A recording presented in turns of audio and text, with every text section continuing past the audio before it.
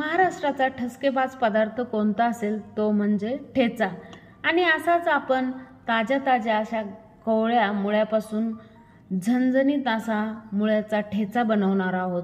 आणि मुळ्यामध्ये भरपूर प्रमाणात कॅल्शियम असतं। हिवाळ्यामध्ये मुळे खूप जास्त प्रमाणात उपलब्ध असतात, त्याच्यामुळे झटपट होणारा असा ठेचा आणि तोंडाची चव वाढवणारा असा ठेचा बघणार आहोत।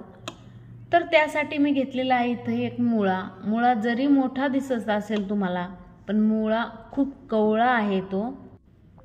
तर ठेचा बनवण्यासाठी लागणार मिरच्या मी 4 मिरच्या खुडून घेतल्या, कोथिंबीर लसण खुडून घेतलेला आहे आणि हे घेतलेलं आहे लिंबू कशासाठी घेतलेला आहे मी तुम्हाला समोर सांगणारच आहे। लिंबामुळं आपल्या ठेच्याचा जो मुळ्यामध्ये जो उग्रपणा असतो तो उग्रपणा असा कमी होतो। तर लिंबू कधी टाकायचं मी हे तुम्हाला सांगणारच आहे। त्यासाठी आता आपण मुळा चांगला कसा किसून घ्यायचा, कोणत्या किसणीने किसायचा हे बघूया। तर त्यासाठी मुळ्याचं खालची देठाची बाजू आणि वरची बाजू काढून घ्यायची आणि वरच्या असे एकदम पतले बारीक साल काढून घ्यायचं। जास्त आतून हे नाही करायचं, कारण की पतले बारीक साल काढून घ्यायचे।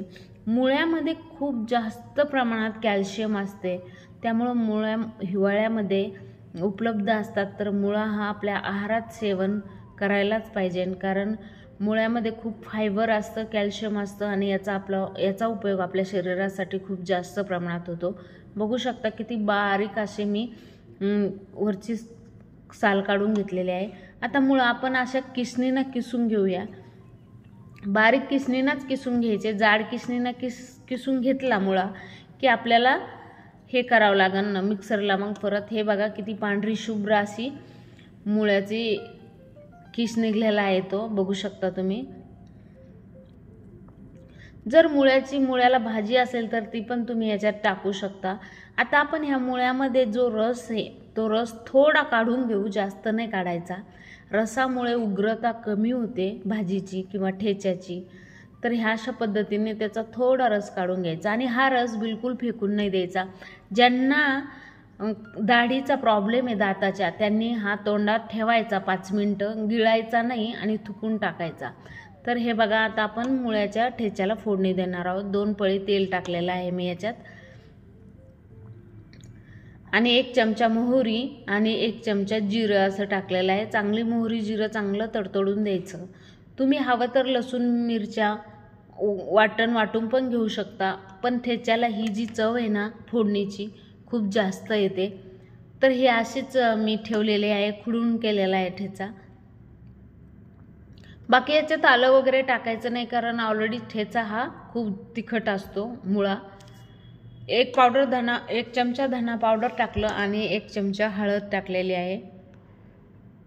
बाकी कोणतेही मसाले टाकायचे नाही, लाल मिरची पावडर बिलकुल नाही टाकायची, कारण आपण मिरच्या खुडून टाकलेल्या आहे। आणि लगेच मुळ्याचा किस जो करून घेतला होता आपण तो असा टाकायचा आणि चांगलं याला मिक्स करून घ्यायचं। मिरची आणि लसण बिलकुल जळून नाही द्यायचा फोडणी घालताना, कारण त्याचा करपट वास येऊ शकतो ह्या भाजीला, ह्या ठेच्याला मुळ्याच्या। आणि आपण याच्यात 1 चमचा असं शेंगदाण्याचं कूट ॲड करणार आहोत। शेंगदाण्याच्या कुटामुळे मुळ्याची चव, मुळ्याच्या ठेच्याची चव एकदम जबरदस्त येते। त्याच्यामुळे तुम्ही एकदा हे ठेच्यात शेंगदाण्याचं कूट टाकून बघा, खूप जास्त छान लागते मुळ्याचा ठेचा। तिखट पण लागत नाही आणि चवीला एकदम जबरदस्त भन्नाट अशी चव येते त्याची।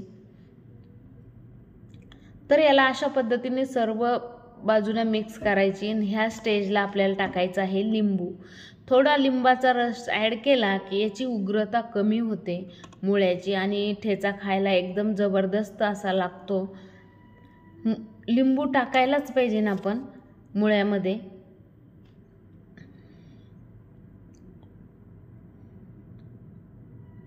तर ह्या अशा पद्धतीने लिंबू टाकल्यानंतर याला चांगलं मिक्स करून घ्यायचं आणि चवीपुरतं आपण याच्यात ॲड करणार आहोत मीठ। आणि मीठ ॲड केल्यावर याला चांगलं मिक्स करून घ्यायचं। हे बघा किती छान आपला तयार झाला हा मुळ्याचा ठेचा। आता सर्व करून घेऊया। बघू शकता तुम्ही, गरमागरम ठेचा आणि ज्वारीची किंवा बाजरीची भाकरी असली तर एकदम जबरदस्त असा बेत होतो हा. तर तुम्ही नक्कीच ही रेसिपी करून बघा. आता सध्या मार्केटमध्ये खूप जास्त प्रमाणात मुळे अवेलेबल असतात. लहान मुलांपासून वयोवृद्धांपर्यंत सगळ्यांना आवडणारे असा हा ठेचा आहे.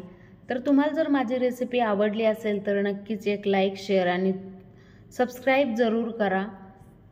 आणि असा मुळ्याचा ठेचा, एकाच मुळ्याचा ठेचा आहे हा, इतका जबरदस्त लागतो. कच्चा खाण्याऐवजी असा ठेचा करून खाल्ला तर त्याची चव अजून वाढते.